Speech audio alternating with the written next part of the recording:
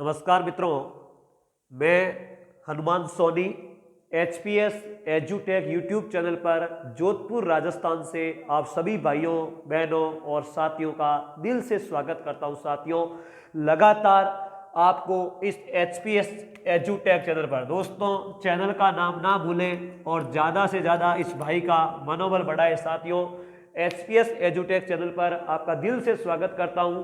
साथियों, आपको इस चैनल पर सभी विषयों की लगातार क्लासें मिलती रहेगी। आप इस चैनल को ज़्यादा से ज़्यादा सब्सक्राइब करें और लाइक एंड शेयर करें। अगर दोस्तों आपको वाकई में क्लासें पसंद आ रही है तो ज़रूर दोस्तों वीडियो को लाइक करें और सब्सक्राइब करें। साथियों, आज अपन जो है संविधान का एक टॉपिक जो बहुत ही इंपॉर्टेंट है। देखिए दोस्तों, मेरा काम है केवल आपका मार्ग निर्देशन करना, आपको समझाना। मेहनत तो भाई लोगों आपको स्वयं को करनी पड़ेगी।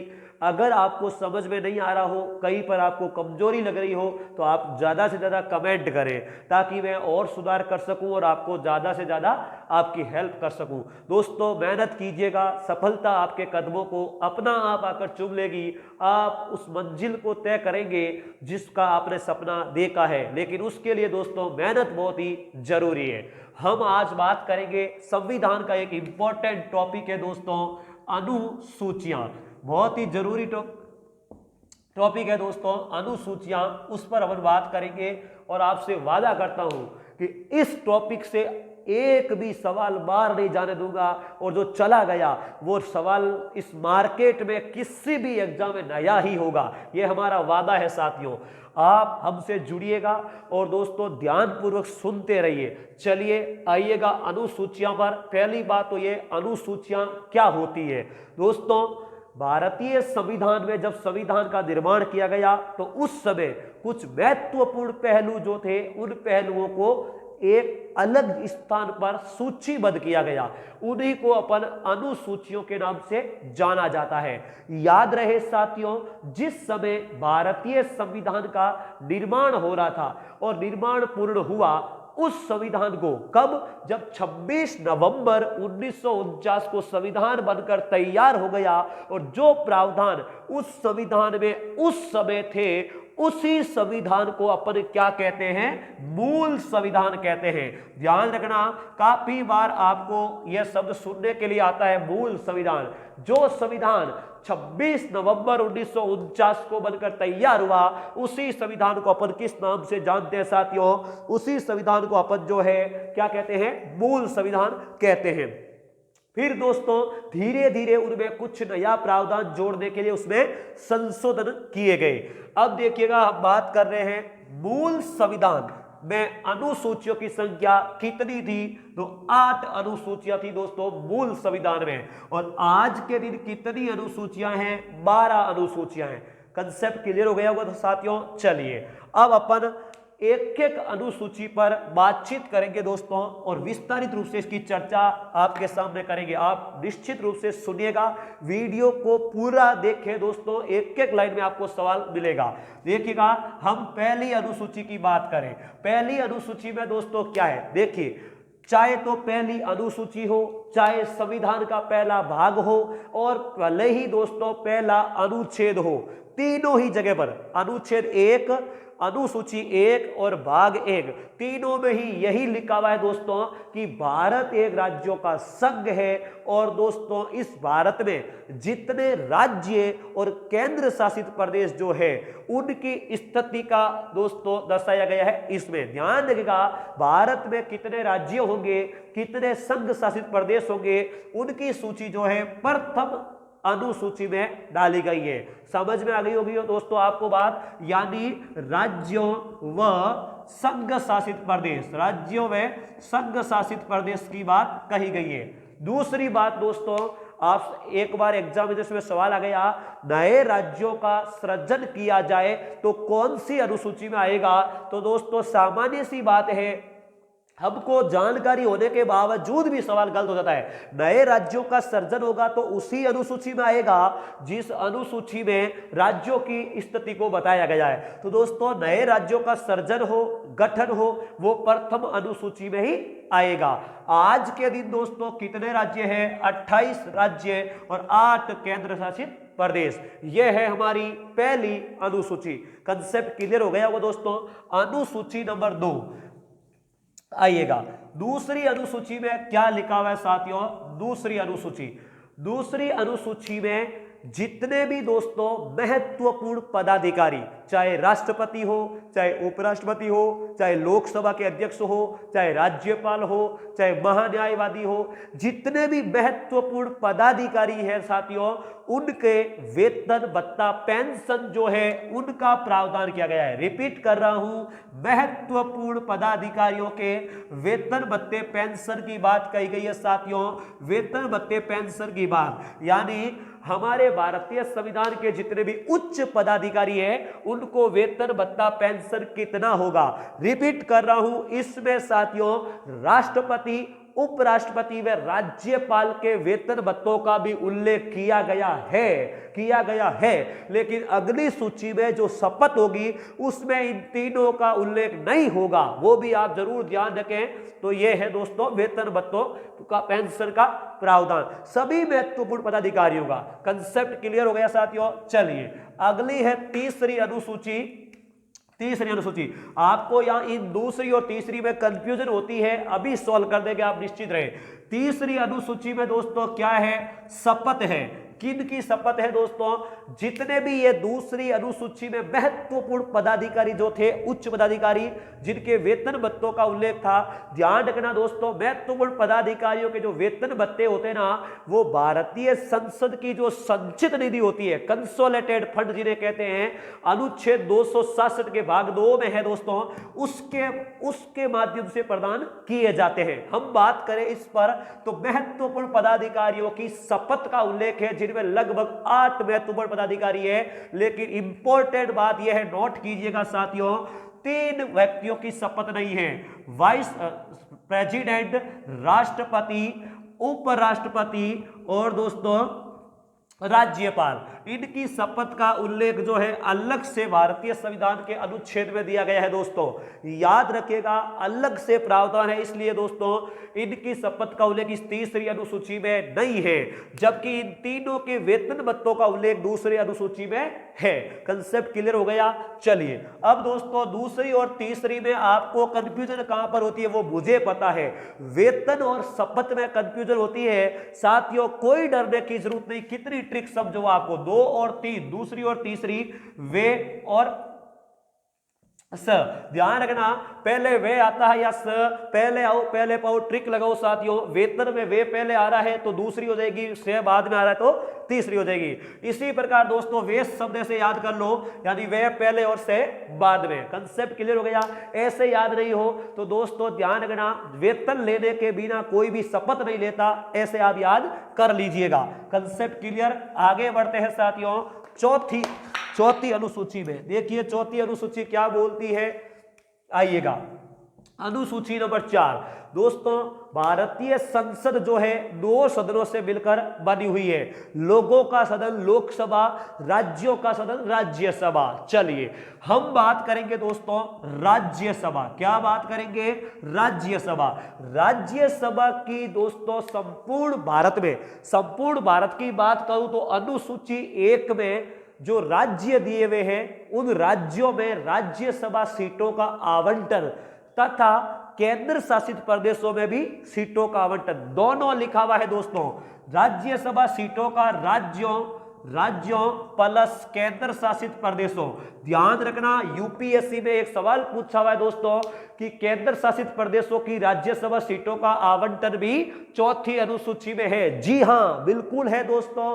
आप ऐसा मत सोचना कि केंद्र शासित प्रदेशों की राज्यसभा सीटें नहीं होती। दोस्तों जिन केंद्र शासित प्रदेशों में विधानसभा का गठन किया जाता है वहां पर राज्यसभा होती है साथियों, क्योंकि राज्यसभा के जो सदस्य होते हैं वो विधानसभा से ही चुनकर आते हैं। इसलिए 2 केंद्र शासित प्रदेश, हमारा पहला दिल्ली और दूसरा है दोस्तों पांडिचेरी, जिनके जो सदस्य हैं यहां पर विधानसभा है, इनके विधानसभा सदस्य राष्ट्रपति के इलेक्शन में भाग लेते हैं और यहीं से चुनकर दोस्तों राज्यसभा के प्रतिनिधि भी आते हैं। तो राज्यों और केंद्र शासित प्रदेशों में राज्यसभा की सीटों का जो आवंटन है वो चौथी अनुसूची में किया गया है साथियों। कंसेप्ट क्लियर हुआ। चलिए आइएगा इसी अनुसूची से समझ मैं आपको इंपॉर्टेंट फैक्ट दे देता हूं। भारत में दोस्तों राज्यसभा की टोटल सीटें कितनी निर्धारित की गई है? 250 की गई है, 250 की गई है। आज के दिन कितनी है भाइयों?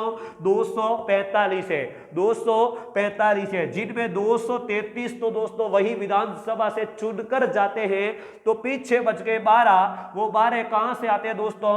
राष्ट्रपति जो है, राष्ट्रपति जो है दोस्तों इन 12 सदस्यों का क्या करता है? मनोनयन करता है। किसके आधार पर दोस्तों? साहित्य, कला, विज्ञान व समाज सेवा के आधार पर। चार बातें आती है दोस्तों, साहित्य, कला, विज्ञान व समाज सेवा के आधार पर सॉरी 12 सदस्यों का मनोनयन राष्ट्रपति महोदय करते हैं साथियों। कंसेप्ट क्लियर हो गया होगा। आगे बढ़ते हैं। अब दोस्तों सबसे ज्यादा राज्यसभा सीटें किस राज्य की है? ऑब्वियसली दोस्तों जिस राज्य की पॉपुलेशन ज्यादा होगी उसी की होगी, तो उत्तर प्रदेश की है। किसकी है दोस्तों? उत्तर प्रदेश की है। कितनी है? 31। कितनी है? 31। दूसरी दोस्तों महाराष्ट्र की है। कितनी है दोस्तों? 19 है। याद रहेगा भाइयों? जी हां बिल्कुल याद रहेगा। हमारे राजस्थान की राज्यसभा सीटें कितनी हैं? 10 है साथियों। कितनी है? 10 है। चलिए अब दोस्तों एक और आप देख लीजिएगा, सबसे कम भी पूछ लिया जाए तो सबसे कम भी सीटें दोस्तों खूब राज्यों की है। जैसे अरुणाचल प्रदेश की 1 है, सिक्किम की 1 है, ऐसे कई राज्य है। चलिए सवाल आपको एग्जामिनर बहुत डीपली में ले जाए और यही से सवाल पुटअप कर ले या संसद से कर ले और आपको पूछ लिया जाए दोस्तों कि दो केंद्र शासित प्रदेश जो दिल्ली और पांडिचेरी जो है वहां पर कितनी है? वहां पर कितनी है? तो दिल्ली में है दोस्तों 3 और पांडिचेरी में है भाइयों 1। कितनी है? 1। इसको भी आप जरूर याद रखें। दिल्ली में 3 राज्यसभा सीटें हैं, पांडिचेरी में 1 है साथियों। कंसेप्ट क्लियर हो गया। चलिए हम बात करें दोस्तों तो राज्यसभा का स्ट्रक्चर जो है वो किस अनुच्छेद में है? तो दोस्तों राज्यसभा जो है वो अनुच्छेद 80 में उल्लेखित है। ध्यान रखना राज्यसभा का स्ट्रक्चर अनुच्छेद 80 में है। क्लियर हो गया? ओके। अब बात करते हैं दोस्तों अनुसूची 5। अनुसूची 5 और 6 लगभग समान है साथियों, लगभग समान है। थोड़ा सा समझिएगा। इसमें क्या है दोस्तों? अनुसूचित जाति, जाति प्लस जनजाति प्लस अनुसूचित जनजाति के जो क्षेत्र है उनके प्रशासन का उल्लेख किया गया है साथियों। रिपीट कर रहा हूं, भारतीय संविधान में जो 5वीं अनुसूची है इनमें अनुसूचित जाति और अनुसूचित जनजातीय क्षेत्रों के प्रशासन का उल्लेख किया गया है। समझ में आ गई? उसका प्रशासन में नियंत्रण कैसे होगा, उनका प्रावधान अनुसूची 5 में है। 6वीं अनुसूची में क्या है दोस्तों? 6वीं अनुसूची में अनुसूचित जाति नहीं है, केवल अनुसूचित जनजाति क्षेत्र, अनुसूचित जनजातीय क्षेत्र है दोस्तों। और वो भी कहां पर? केवल 4 राज्यों में है। इन राज्यों में आपको कंफ्यूजन होगी, कोई बात नहीं, मैं आपको दोस्तों थोड़ा सा बता देता हूं। देखिएगा कोई बड़ी बात नहीं है साथियों। देखिए यह हमारा दोस्तों पूर्वी भारत जो है, आपको पता होगा यहां पर दोस्तों क्या है? असम। यह नीचे बांग्लादेश है दोस्तों, बांग्लादेश है। यहां पर तो असम हो गया। असम के नीचे एक राज्य की सीमा लगाने वाला मेघालय राज्य। मैंने भारत के मैप में पढ़ाया दोस्तों, ज्योग्राफी की क्लास में। आप भारत के मैप को एक बार देख लीजिएगा, भूल नहीं पाओगे, यह मेरा वादा है साथियों। असम, असम के नीचे लगता है मेघालय और मेघालय के नीचे यहां पर यह दोस्तों त्रिपुरा है। कौन सा है? त्रिपुरा है। असम का भी बॉर्डर यहां तक है साथियों, नीचे त्रिपुरा, यहां पर है मिजोरम। मिजोरम, ये चारों ही राज्य कंटिन्यूअसली याद रख लो। असम, मेघालय, त्रिपुरा और मिजोरम, इन्हीं 4 राज्यों का उल्लेख कहां पर है? 6वीं अनुसूची में है। कंटिन्यू रट लो दोस्तों, असम, मेघालय, त्रिपुरा और मिजोरम चारों ही राज्यों के अनुसूचित जनजातीय जो क्षेत्र है उनके प्रशासन का जो प्रावधान है वो है भाइयों कहां पर? 6वीं अनुसूची में। कंसेप्ट क्लियर हुआ? अगर ऐसे भी याद नहीं रहे आपको तो दोस्तों कैसे याद रखोगे? मैत्री, अमैत्री मिजोरम, ऐसे भी आप याद रख सकते हो, अमैत्री मिजोरम, यानी मिजोरम से मैत्री छोड़ दी। किसी भी प्रकार से आपको दोस्तों एग्जामिनेशन तक याद करके ले जाना है। मुझे पता है असम, मेघालय, त्रिपुरा, मिजोरम, मेरी आवाज आपके कानों में गूंजेगी, जरूर याद रहेगा। अगली बात करता हूं दोस्तों, तो 7वीं अनुसूची, आज के दिन से दोस्तों अनुसूची पर कहीं कुछ भी झांकने की जरूरत नहीं पड़नी चाहिए। 7वीं अनुसूची में क्या है दोस्तों, सेफ और 7 और सेफ और दोस्तों केंद्र राज्य संबंधों के बारे में प्रावधान है दोस्तों, केंद्र राज्य संबंधों के बारे में, जिसमें दोस्तों क्या है, ध्यान रखना, विभिन्न प्रकार के राज्य व केंद्र के कानून बनाने के विषय प्रदान किए गए हैं। केंद्र राज्य संबंधों का प्रावधान 7वीं अनुसूची में है, जिसमें दोस्तों 3 विषय दिए गए हैं, संघ सूची, राज्य सूची और दोस्तों समवर्ती सूची। आपको दोस्तों इस पर एक एक सवाल आपके सामने रख दूंगा, चिंता मत कीजिए। यह संघ सूची और राज्य सूची दोनों ही कहां से ली गई है, कनाडा से। समवर्ती सूची कहां से ली गई है, ऑस्ट्रेलिया से। ठीक है दोस्तों, चलिए अब बात करें संघ सूची, यूनियन लिस्ट क्या होती है दोस्तों।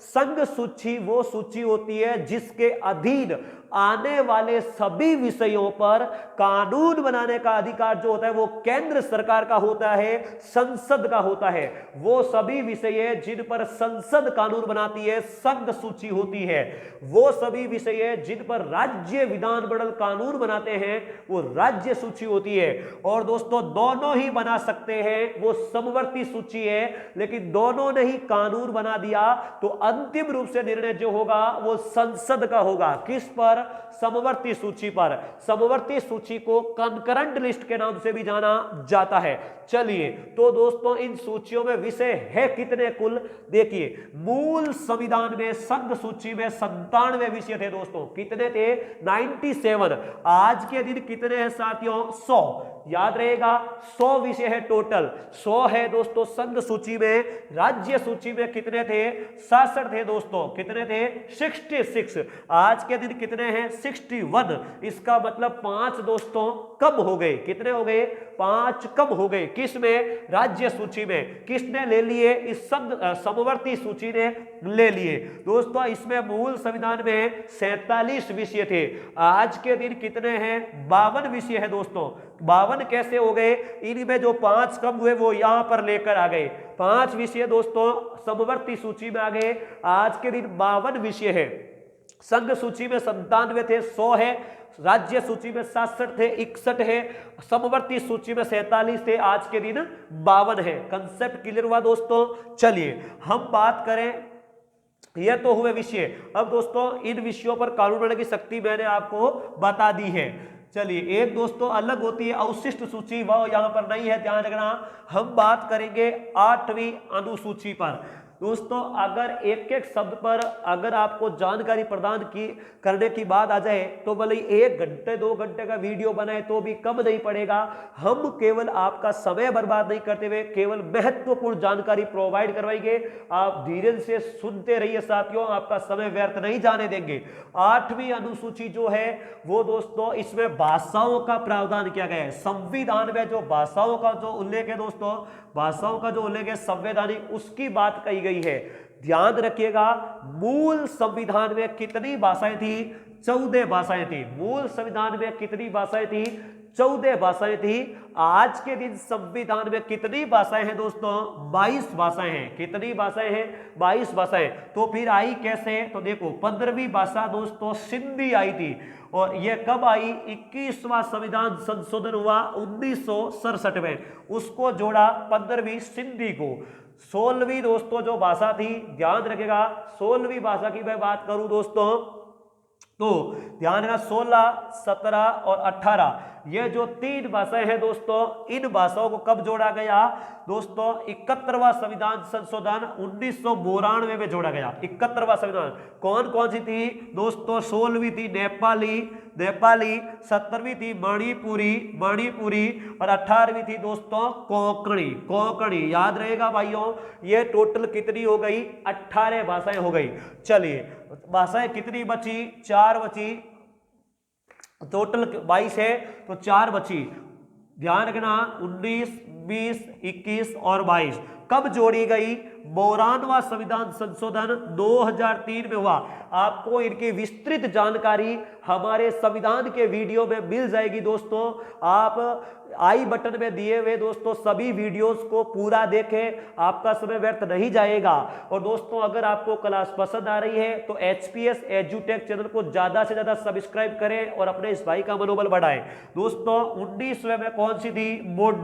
बोडो भाषा बनी 19वीं, 20वीं दोस्तों डोगरी और 21वीं मैथिली और दोस्तों 22वीं संथाली। ये भाषाएं जो है दोस्तों ध्यान रखना, ये टोटल कितनी भाषाएं हो गई? 22 भाषाएं हो गई। Concept clear? चलिए, ये 8वीं अनुसूची में 22 भाषाएं हैं और यही अनुसूचियां दोस्तों मूल संविधान में थी।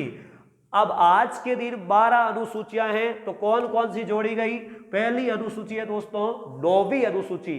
क्या है इस अनुसूची में? देखिए, पहली बात तो दोस्तों भारतीय संविधान का जो पहला कॉन्स्टिट्यूशन अमेंडमेंट हुआ 1951 में प्रथम संविधान संशोधन से जोड़ी गई। कब जोड़ी गई? 1951 में। रिपीट कर रहा हूं, पहले ही संविधान संशोधन 1951 में जोड़ी गई दोस्तों। इसमें है क्या? देखिए, तत्कालीन जब देश आजाद हुआ ही था दोस्तों, तो जमींदारी व्यवस्था ज्यादा थी, जमींदारी प्रथा ज्यादा थी, लोगों के पास भूमि का स्वामित्व ज्यादा था, निम्न वर्ग के लोगों के पास भूमि का स्वामित्व कम था। तो दोस्तों भूमि संबंधी बहुत ही परेशानियां हुई, इसलिए भूमि सुधार अधिनियम लाए गए।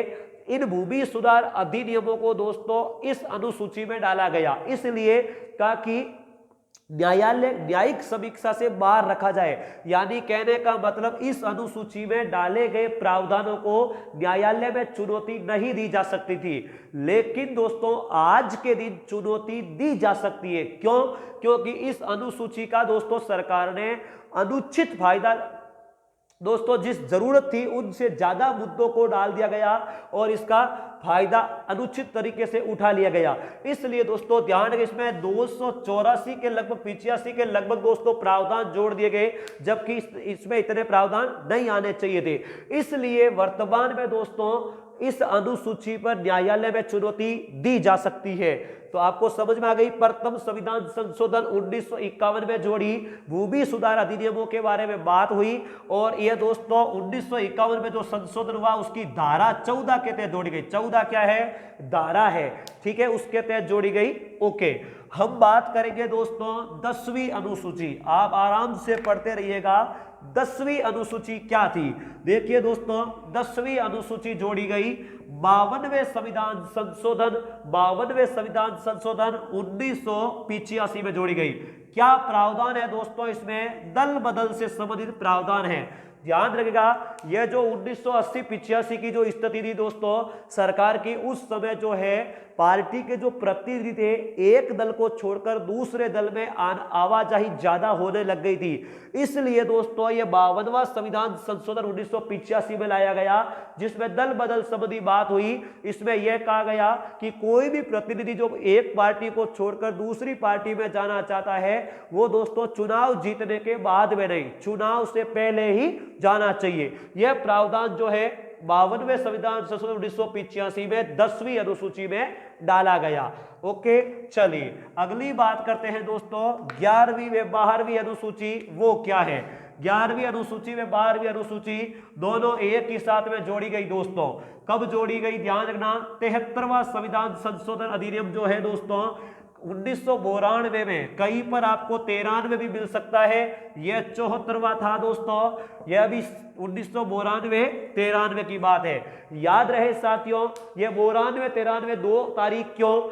ये जो अधिनियम थे दोस्तों दिसंबर 1992 के लगभग लाए गए, लेकिन दोस्तों ये लागू जो है वो 1993 में हुए। तो अधिनियम तो दोस्तों 1992 ही माना जाएगा। कहीं पर आपको ऑप्शन में 2 मिल जाए तो 92 टच करना है, लेकिन अलग से 93 मिल जाए तो 93 को ही चुनना है, 93 को ही चुनना है। अब दोस्तों ध्यान रखना, 73वां संविधान संशोधन जो है दोस्तों स्थानीय स्वशासन लोकतांत्रिक विकेंद्रीकरण को बढ़ावा देने के लिए और पंचायती राज में नगरीय स्वशासन को संवैधानिक मान्यता देने के लिए ये दोनों अधिनियम दोस्तों लाए गए और संविधान संशोधन किया गया। 73वां संविधान संशोधन जो है इसमें ग्रामीण स्वशासन को बढ़ावा दिया गया, जिसमें पंचायती राज यानी ग्राम पंचायतों को महत्व दिया गया। ध्यान रखना इसमें दोस्तों पंचायतें शब्द जोड़ी गई है, जिसमें ग्रामीण स्वशासन में जितने भी कार्य है वो स्थानीय सरकार को सौंपे गए। इसमें टोटल 29 कार्य सूची डाली गई, 29 कार्य सौंपे गए दोस्तों, जिन पर कानून जो है अपनी जो कार्य जो है कौन करेगी दोस्तों, स्थानीय संस्थाएं करेगी। ध्यान रखिएगा 29 कार्यों में से राजस्थान में टोटल 23 कार्य दिए गए, आवंटित किए गए हैं दोस्तों। और पंचायत से संबंधित अनुच्छेद कितने हैं, टोटल 16 अनुच्छेद है दोस्तों। कितने अनुच्छेद है, 16 अनुच्छेद है। कंसेप्ट क्लियर हुआ। चलिए अगला जो है दोस्तों 74वां संविधान संशोधन 12वीं अनुसूची, यह नगर पालिकाएं नगरीय अर्बन स्वशासन से संबंधित है दोस्तों, नगरीय स्वशासन से, जिसमें लिखा हुआ लाइन क्या है, नगर पालिकाएं शब्द लिखा हुआ है दोस्तों, नगर पालिकाएं शब्द लिखा हुआ है। ध्यान रखिएगा नगरों में दोस्तों जो स्वशासन है लोकल जो, उनका कार्य करने के लिए दोस्तों ये जो अधिनियम आया गया, इनको कार्य की पावर सौंपी गई, जिसमें टोटल 18 कार्यों की लिस्ट सौंपी गई और ध्यान रखना 18 ही अनुच्छेद डाले गए। कंसेप्ट क्लियर हुआ दोस्तों। इनको संवैधानिक मान्यता देकर भारतीय संविधान का भाग 9 अनुच्छेद 243 से लेकर काफी अनुच्छेद है दोस्तों, ध्यान रखना, और भाग 9 क जोड़े गए थे। ध्यान रखना यह है हमारे भारतीय संविधान की अनुसूचियां दोस्तों। मैं नहीं मानता कि इससे ज्यादा कोई बार दोस्तों सवाल जा पाएगा। आप विश्वास रखिए दोस्तों।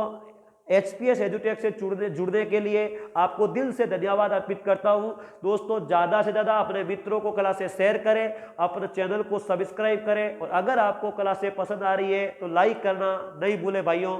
Thank you, good night.